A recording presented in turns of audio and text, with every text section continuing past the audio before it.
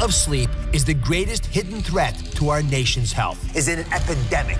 I was a zombie. I was perpetually sleep deprived. We're on a mission to fix the sleep crisis in America. This is a global movement. Arianna Huffington shows you how to transform your life one night at a time. Plus, Lauren Conrad tries out the hottest weight loss trends so you don't have to. This I'm actually a fan of. Show me. Coming up next.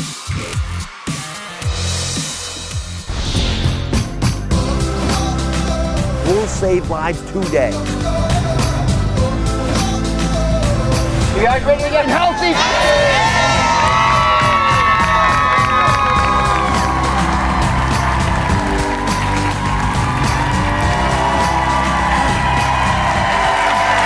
Today, we are starting a revolution, a sleep revolution. Why? Because lack of sleep is the greatest secret threat to our nation's health. America, my friends, is in an epidemic. So today, right here on the stage, we launched the nation's largest sleep initiative. Now, joining us are leaders in the digital world, the Huffington Post, Facebook, and ShareCare, who will spread our sleep action plan far and wide. You know what? Doctors are joining too, because we know lack of sleep can lead to obesity and tons of other diseases that you don't want to have. Major corporations, they're on board as well, because 40% of our nation is walking around sleep deprived, like zombies. We've all been there. And now, we need you, because only you have the power to get your sleep back. Then we're going to meet financial guru. Go ahead and applaud because you deserve it. After sleep, we're going to meet the financial guru who started her business at her dining room table, and after losing everything in the Great Recession, she figured out how to rebuild. She's given us real money answers for a real woman right here. And we've got Lauren Conrad, who tries out the hottest weight loss trends so you don't have to. But I want to get started with the sleep revolution. We went to Harlem, New York City, to launch a sleep revolution with our first ever pop-up sleep clinic at the Greater Refuge Temple Church. We partnered with the Huffington Post and my friend Arianna Huffington, a leader in the crusade to improve America's sleep. We're all living in a world where we don't treasure sleep. It's the single most underappreciated problem in America. We can do better. I'm so proud to be working with Arianna. HuffPo has been such a leader in this area. I came to this realization the hard way. I collapsed from sleep deprivation. You can learn from my experience. Sleep now! Our team of doctors and sleep specialists spoke with members of the community about their quality of sleep. Rule number one is pick a time to get up. Get up at that time, get out of bed. Every day. Every day. Do you stay asleep the whole night or usually wake up multiple times? I wake up like 2-3 times a day. One of the risk factors for developing sleep apnea is having a larger neck circumference. Arianna and I checked out the latest tools and technologies for better sleep. This is an amazing nap pod that we have at the Huffington Post offices in our nap rooms. Up in there. Siesta. Yes, a siesta. If you're tired in the middle of the afternoon, you can just take a 20-minute nap and it completely restores your energy. Bye. This is about sleep hygiene. We have smells that are attractive, can block bad sounds. We can open up their airways. We can put our sleep blinders on, masks on. This is actually what sleep hygiene is about. Where are you? What is the key to getting us all to sleep through yoga? It's focusing on the breath. Close your eyes, sit nice and tall. Just focus on the way your breath comes into your body through your nose and the way that it leaves your body through your nose. Brush your teeth. How much sleep are mommy supposed to get? Between 7 and 9 hours of sleep we need for the moms. Boys and girls your age, which is 3 and 4 and 5 years old, need between 10 and 13. And if we can get your kids to bed earlier, we're here to help you get to bed earlier too. Come on, Arianna, come join me. We can see how yes. the mattress is contoured against your body. Does it measure your blood pressure and your heart rate? It's going to measure your resting heart rate, your breathing rate, your tossing and turning, hoping to help you find a better night's sleep. Our sleep clinic empowered the community and taught them what is essential for their health and well-being, a good night's sleep. It was a great reminder to me the importance of what it is to get enough rest. I learned It was just simple breathing, just relaxing, can really help me actually have a better sleep. The Harlem community felt that they were cared for, and that meant so very much to us. You know what we're going to do, Dr. Ross? We are going to sleep our way to the top. Let's do it. Please welcome editor-in-chief of the Huffington Post, a woman I admire tremendously, Arianna Huffington.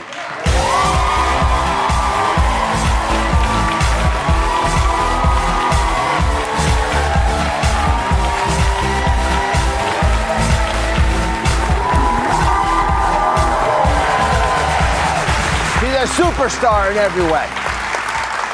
So I gotta say, I was so surprised at our little pop-up sleep clinic. So many of those women that we were talking to said they had never had a serious discussion about sleep. They'd taken it for granted. I know, it was amazing to see how many women especially really believe that sleep is a waste of time.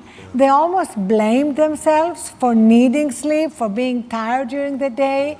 So it was just amazing to see how something that is available to all of us, it doesn't cost any money, it's completely at our disposal, can dramatically change our lives, our health, our happiness. I'm so excited to be partnering with you on this. Well, I am as well. Help me understand, because you got your finger on the pulse of everything going on in this nation. So I'm curious about you personally, because I know 9 years ago, you were not the woman that's sitting in front of me today. Right. What I was clicked? a zombie. I was one of the zombies that you talked about at the beginning of the show.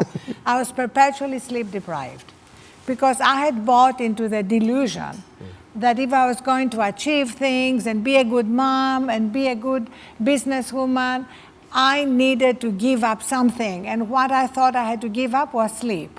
Until I collapsed, I broke my cheekbone and came to consciousness in a pool of blood.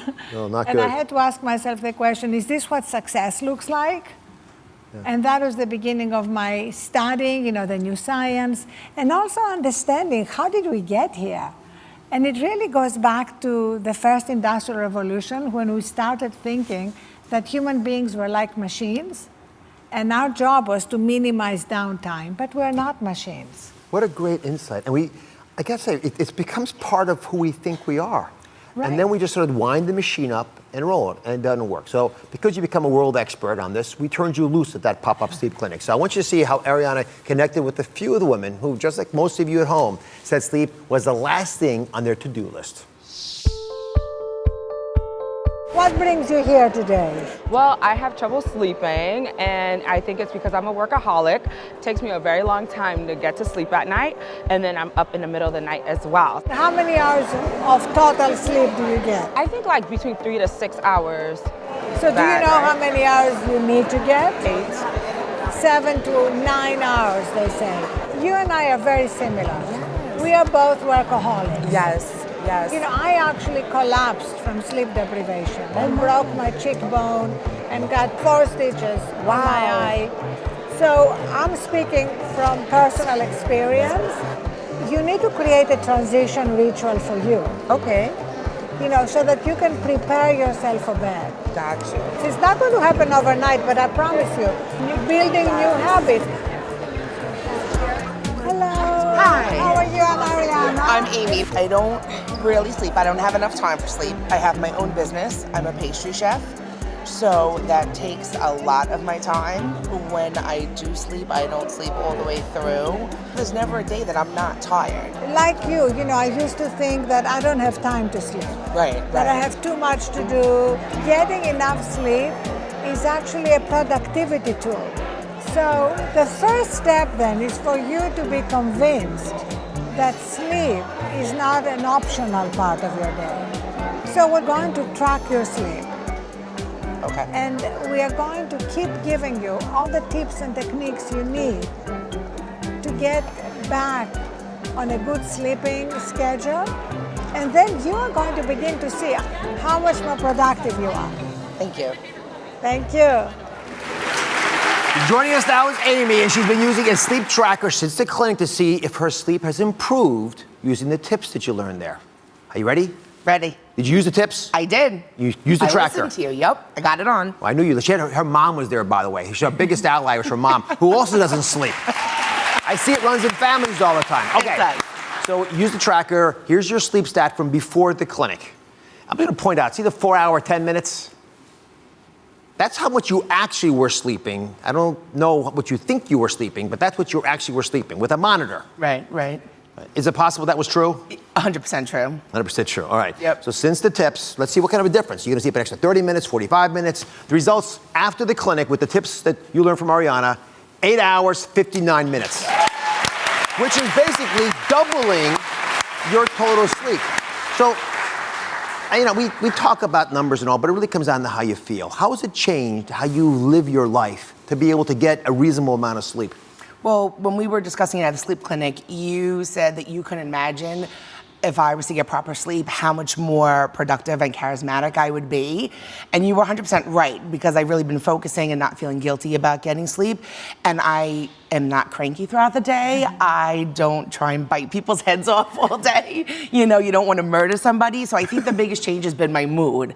Like, I'm not nicer to be around, I think. Yeah, you're on top of the world. I can even hear it in your voice. What were the tips that resonated with you the most? What made a difference? Number one, you had mentioned that you do a routine before bedtime, so I took that to heart, and Arianna said, don't watch your DVR. So the first thing I did was do the routine. I brushed my teeth, washed my face, and then I didn't watch my DVR, and that was the hardest part. That is so key.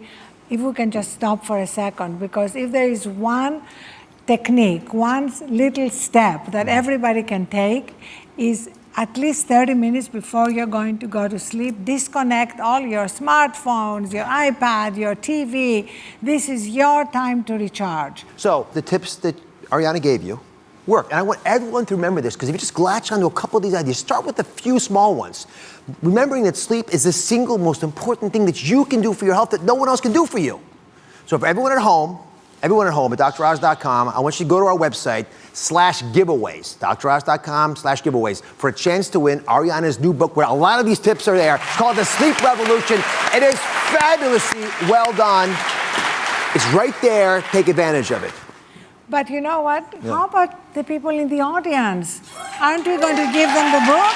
Well, they get to see you in person. No. I have brought a book with me for everybody in the audience. All right, you gotta love her. Now you know why. All right, next, the biggest sleep mistake that you're making.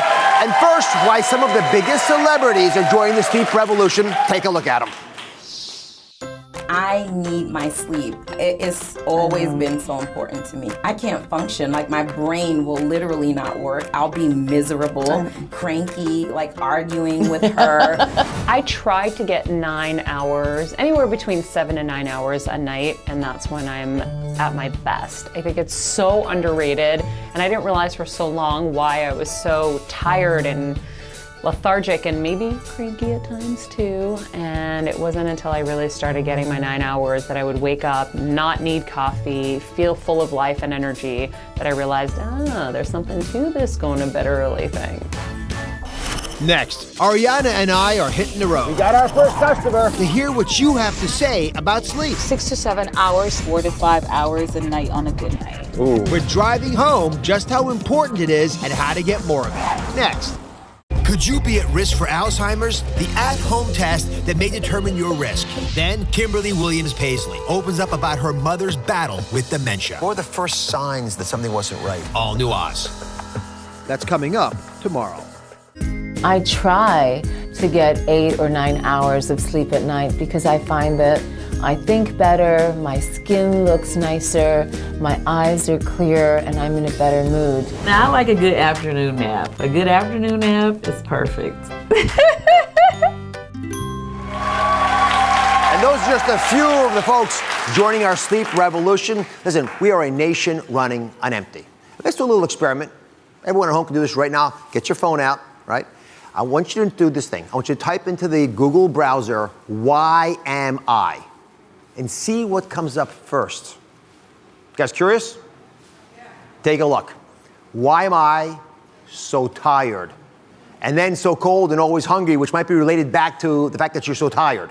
So we're telling each other what our big problem is. Arianna Huffington has spent the last decade researching the sleep crisis in America, and she's uncovered one of the most fatal mistakes, fatal mistakes, that we are making, a lot of us, unfortunately, are risking our lives doing this. What is this risk? The risk is getting behind the wheel of a car when we are tired. Do you know what is amazing? That now more people die or get involved in accidents because of what is known as drowsy driving than drunk driving. More than drunk driving? Yes. We never talk about we it. have a whole education process around drunk driving. We have the designated driver campaign. We say friends don't let friends drive drunk, but we don't say friends don't let friends drive tired. And now we have over 300,000 accidents a year because of drowsy driving and over 6,000 deaths. And what a tragedy. You know, we did a little research on this. 60% of our population admits to driving drowsy. And you Most know of us. something? It's really men, unfortunately, who are the worst culprits because, you know, as usual, men are like to brag that they can power through. So men are tired and they're more likely than women to get behind the wheel of the car and get a coffee or a Coke and think that will be the solution. And then even 2 seconds of what they call micro sleep, you know, closing your eyes, can lead to a tragic accident. So to figure this out and to raise awareness about drowsy driving, Arianna and I decided to, well, to give an Uber driver the night off. Take a look. There's the Uber driver right over there. Come here. Hi. Hi. What do you have? Any plans for tonight? Well, just driving a bit. You have the night off. Dr. Oz is going to drive. You're off the oh hook. my God. Come on out. This is I hope you have big plans. Take care of my baby. Well, thank you. You know what? Let me call you an Uber. That would be great. Uber rides. There we are. I was wanting to do this. A dream come true. Oh, we got someone already. We got our first customer.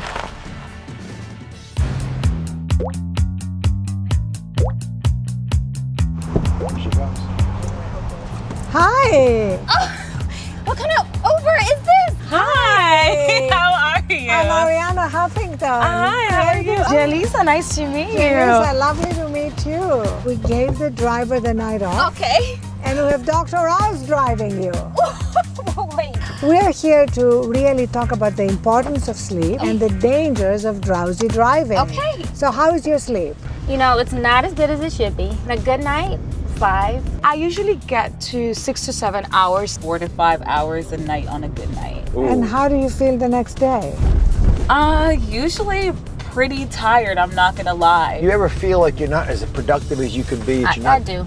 Yeah. I know it's not good. I do get pretty cranky when I don't get enough sleep. The problem with sleep in America is that we put it off in the back burner thinking that it's not critical, and yet it causes high blood pressure, it causes messed up cholesterol, leads to diabetes, some cancers, but it also affects your mood, your spirit, your creativity.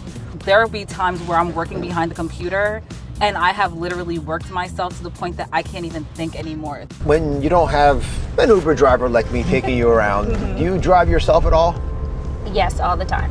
And do you ever find that you're a little maybe drowsy when you're driving? You know what? I have to admit, a couple of times it has definitely happened to me. I have driven when I was drowsy before and it's not a good feeling. At a stoplight, I kind of just close my eyes for a second and then open, and I know that is not good.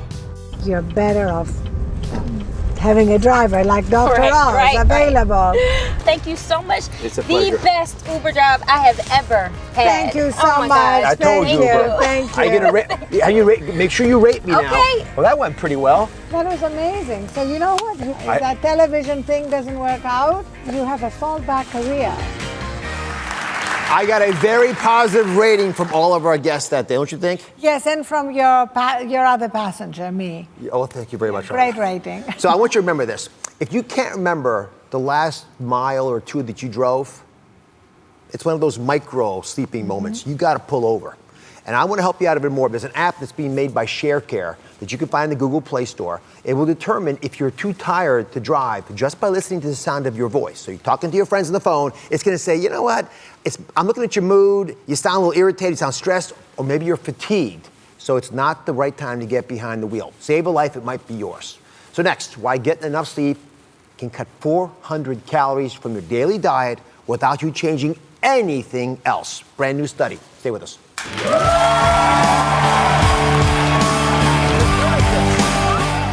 Coming up next, are you eating more when you're tired? The only way to power through was to eat. A brand new study that's a wake-up call for everyone. How lack of sleep can affect the way you eat. What Arianna learned from her own sleep crisis. Coming up next.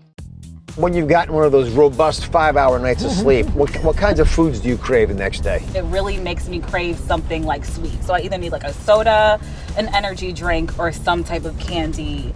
Your brain craves the sleep, and if you can't get the sleep, it's going to crave carbohydrates. Not just food, carbohydrates. That is a complete and direct response to the fact that you're depriving your brain of sleep. So that was actually me driving an Uber shift with Arianna Huffington. She was my Uber passenger. And every passenger we picked up, everyone, talked about how they eat more when they're tired. And there's a brand new study to explain why, because it actually happens to all of us. So here's the deal. When you don't sleep enough, and you're tossing and turning in bed, right? What's going on inside your body is the same hormones that give you the munchies after smoking marijuana. Those hormones are elevated in your body.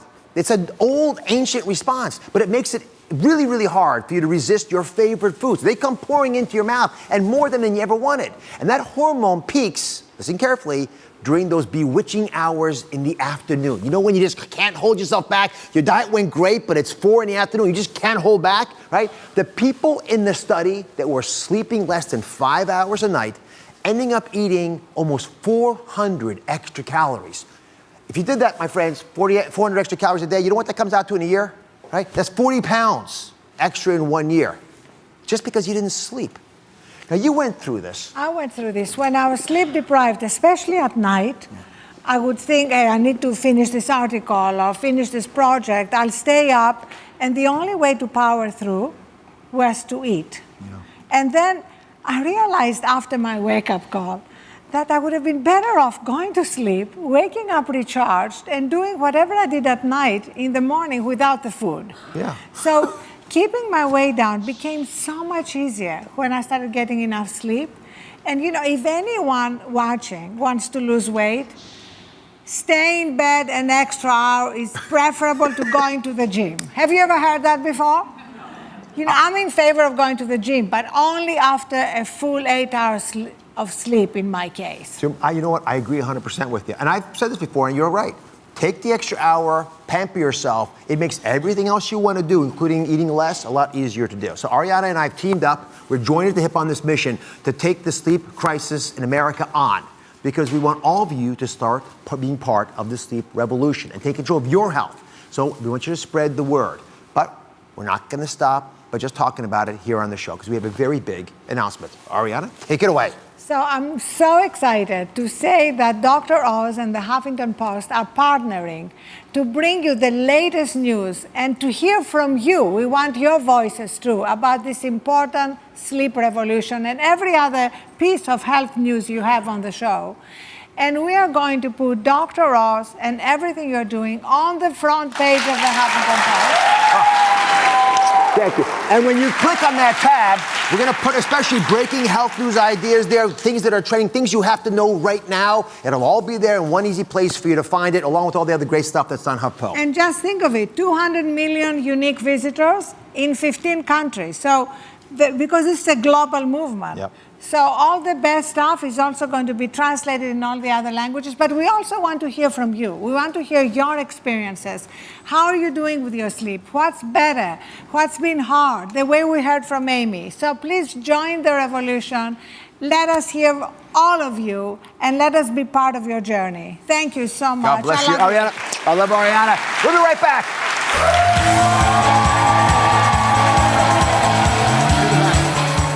Coming up next, when it comes to health and wealth, find out from a money maven how to get financial peace of mind. Money is a weapon. People fear it. We're answering your questions and concerns about what worries you most. Real money answers for real women. Coming up next. Could you be at risk for Alzheimer's? The at-home test that may determine your risk. Then, Kimberly Williams Paisley opens up about her mother's battle with dementia. What were the first signs that something wasn't right? All new Oz. That's coming up tomorrow.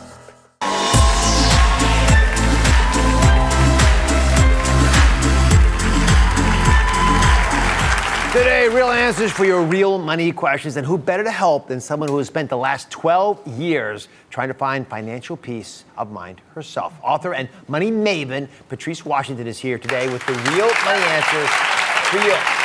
When it comes to health and wealth, folks mess both up for very similar reasons. Why is that? I believe that we do look in health and wealth the exact same way, and that is putting it off for tomorrow. So, of course, we've all said at some point, tomorrow I'll start that diet, or next week I'll start to eat healthy, not today, right? Or maybe at the new year, I'll start to save, or maybe I'll start to earn more money. But someday is not a day of the week, Dr. Oz, No, right? It's not on the calendar, and we don't have to wait to start having healthy financial habits. And hope's not a strategy. Today we're giving you one. I want to get everyone on the path to financial success. We'll get right to their real money questions. The first one comes from Osmilda. I have a son that I want to raise to be a financially responsible adult. What do you wish that someone had taught you about finances while growing up? That is so important. Oh, that's because money is a weapon.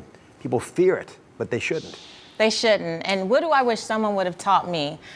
Wow, I wish someone would have told me not to model the behavior that I saw growing up as a child. Now, I love my mom to death, Dr. Oz. She's the best mom I've ever had in my life, right?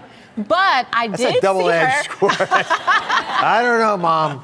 But I did see her model some unhealthy behavior. So when I was a little girl, my mom and I spent a lot of time going shopping. Every weekend, that was our thing. That's how we bonded. And I would have my little purse, something similar to this. And my mom, you know, of course I want to be like my mom. And she would give me her expired credit cards. Ooh. And I, as a little girl, would go to the store with her all the time and use the expired credit cards in line with her. And she and all the ladies at the department stores would say, oh my God, look at her. She's so cute with her credit cards. Yeah. But when I got to college and ended up in $18,000 of credit card debt, no one said that was cute anymore. No. So I'm a mother now, and as a parent, we have to model better behavior. So now you just give your daughter cash. So I make her earn it, though. I make her work for it. All right, let's get to the audience. Now, here's Sheila's got a good question. Where's Sheila? There she is. Hi, I am a mom of 2 teenage daughters. I work really hard, but they need a lot of stuff. We spend a lot of money. I need to know how I can budget and bring down those credit cards. Right. So one thing that you said, Sheila, that stands out to me, though, is that I work really hard. And so anybody else identify with that? I work really hard, right?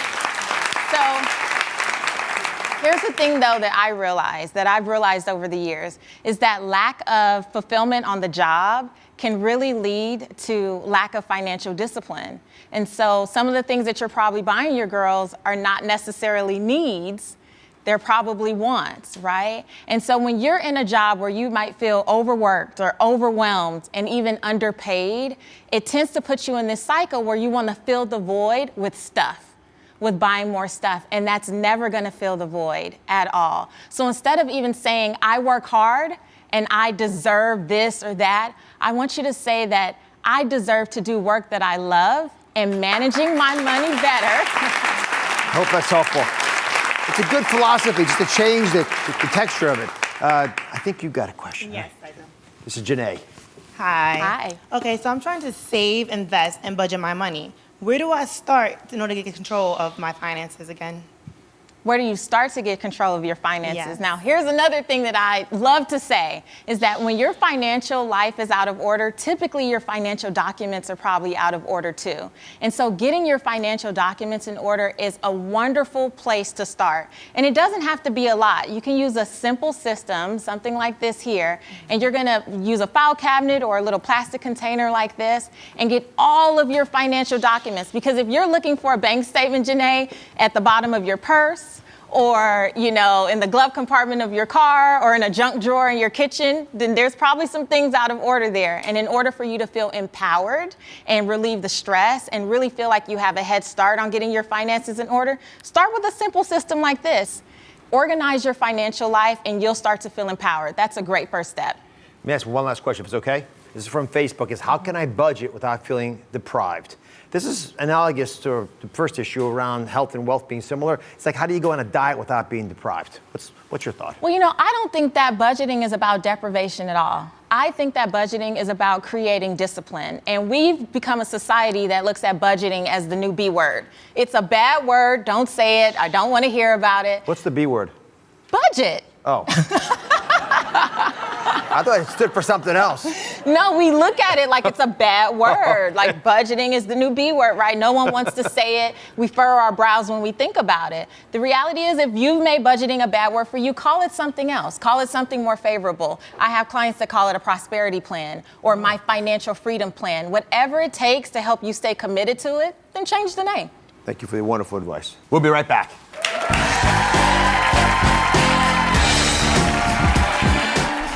Next, from reality star to lifestyle expert, Lauren Conrad tests out popular online health, beauty, and food trends so you don't have to. What's the craziest thing you've tried? Tricks to do it all without the stress or pressure to be perfect. Next.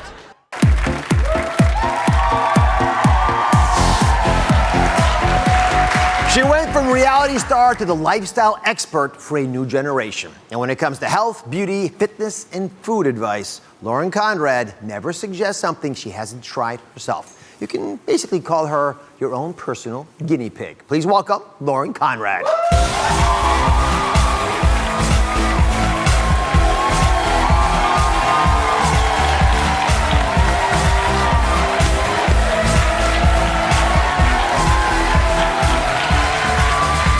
What a great pleasure. Thank you for being here. Thank you for having me. Come have a seat. I've heard so much about you. Oh. Keep watching your work. So well done. In fact, every millennial on my staff claims you're the new Martha Stewart for their generation. Oh, I don't know about that, but that's so nice to say. It is nice to say. So how are you different from Martha? I'm pretty sure she's much better in a kitchen than I am. Well, I would gather, besides the subtle differences that you probably have because you grew up in different areas, you're probably speaking to your generation differently. How is life different for today's millennials? How do you guys see the world differently? And how do you deal with some of the pressures of trying to be perfect all the time? I think, right now it's all about just social media. So it's websites and it's like, I can't even keep up. I tried Snapchat for the first time today. So I'm trying to keep up, but it's like, people are trying to do everything's filtered and perfect. And I think there's, all this pressure on, especially women, just to have it all.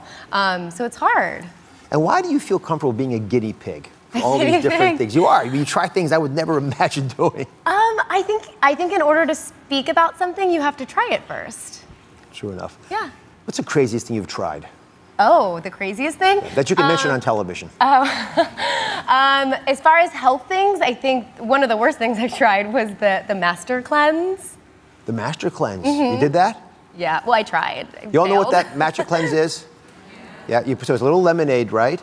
And then you put, actually come on over here. I made you a Master Cleanse. So this is a cool technique that's been used by many. You got lemonade, you've got, I guess, cayenne pepper, right? And maple syrup. That's the foundation of it. Yes. I gotta say, the cleanse is not very good for weight loss. Yeah. I'm not sure why people think. So what do you do? What works for you for weight loss? For me, it's so boring. It's eating healthy and not too much. That's it? Yeah, that's the magical secret? Yes, I've tried everything and that's the only thing that works for me. And it's simple things, if I'm gonna eat, bread or carbs, try and do that early in the day. Do an avocado toast for breakfast and so you're gonna burn it off during the day. But for the most part, it's so boring. So why, but it might be boring, but it works. Yeah, why can't most people do that?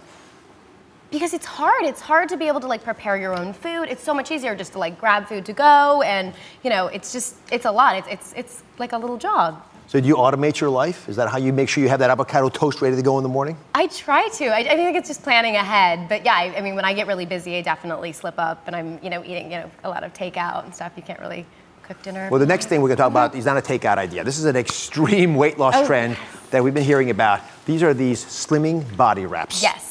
So please explain this to everybody because I have no experience with these at all. Okay, so this I'm actually a fan of. And this is something if you have a wedding coming up, or you know, if you're going on vacation, you're gonna be in a bikini, this is like sort of a quick fix. It's really just water weight, but you know, instead of doing like a crash diet, this is kind of a nice option. So it's essentially you do sort of a full body mask, and it's all different things. You have some of them here, so like, you know, the eucalyptus, the butter, I think they put like cinnamon. Butter? You butter yourself up? I haven't personally done butter, but people do. I like the ones with something like I think there's like cayenne pepper in it. It's kind of spicy, but like the spicier ones are kind of nice. All right, so you mix these up. Is that chocolate?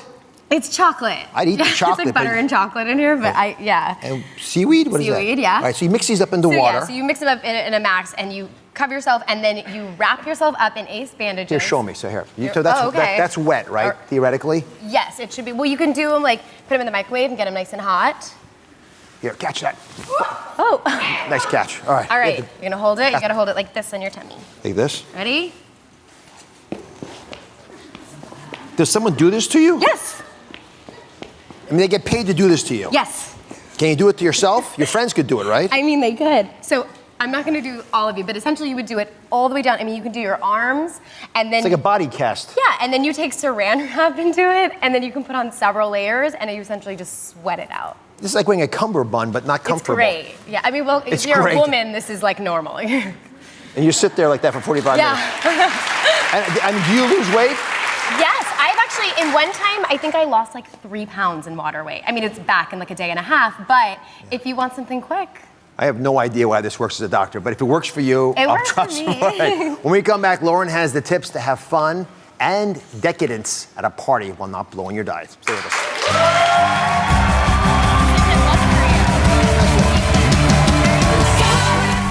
Next, need ideas for your next social gathering? Lauren Conrad shows us how to have a fun, decadent party and not blow your diet. It is so good. Easy ways to serve delicious, healthier alternatives. And your guests will never know. Coming up next.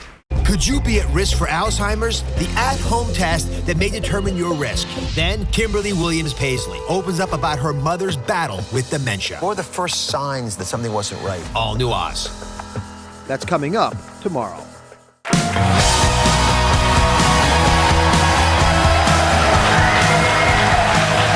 I'm back with reality star and lifestyle expert Lauren Conrad. She's got a brand new book out. It's called Celebrate. And she argues that you can still have fun and decadent parties while not blowing your diet. So we're not going to, push people too hard on this, but give me the broad idea. How do you possibly make it happen?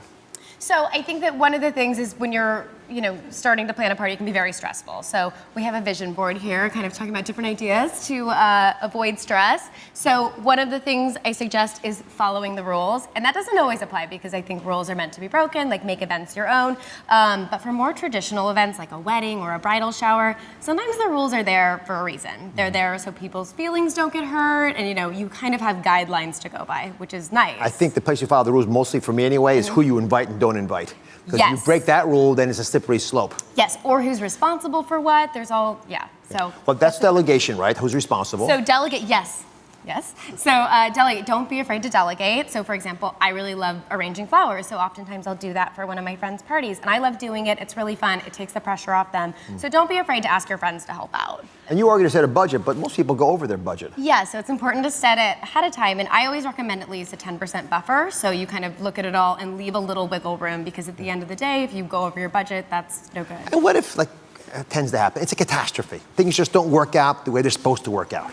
Pour yourself a glass of wine and I mean, Enjoy at the end of the day, you can't do anything. You're all there, be there to celebrate. It is something that's coming down. It's something that's interesting, I find, in the way you read about this. I mean, times when people would think that they were sloppy and they weren't proud about it, you see, that's not a big deal. You don't have to be perfect. No, you don't. I think, that's what celebrating is all about, is getting together with people you love and having fun. So, a lot of people will stress out over, perfect little details, and Pinterest does this. Everything is so perfect. But at the end of the day, do your best, entertain your guests, and everyone's gonna have a great time. Put your hair up in a bun. Yeah. All right, so I wanna show everyone the kind of party foods that you speak to. Now, you got a tough challenge here, because I'm not the best party guest, because I'm really picky about the food. And I complain about things. I don't want hot dogs. And so walk me through. I mean, for example, what is this? This is a green hummus. It's really good, and it's a nice green hummus. A green hummus. I've had hummus from all over the world. I've never had green hummus. Okay, Is that because it went bad? No. It's this one I believe is it's a spinach and arugula, I think, and it's mixed with the. It is chickpeas. so good. Oh, Thanks. This is to die for. And what are these things? Little popsicles? These are, so this is an Arnold Palmer popsicle. So it's not too sweet. It's like an iced tea and then like an agave lemonade. You're enjoying that. There's rum in this too, by the way. There is? No, I'm kidding. Oh, I was like, that wasn't part of the recipe. But speaking of drinks, come on over here. Okay. Now, this is really cool. Yes, so I like doing this. It's one of the things about entertaining is if you don't have a bartender, you're constantly making drinks the whole time. So one fun tip is to do a bunch of pre-made, like a big batch of drinks, put them into mason jars, put the top on, throw them into a tub of ice, and you're done for the day.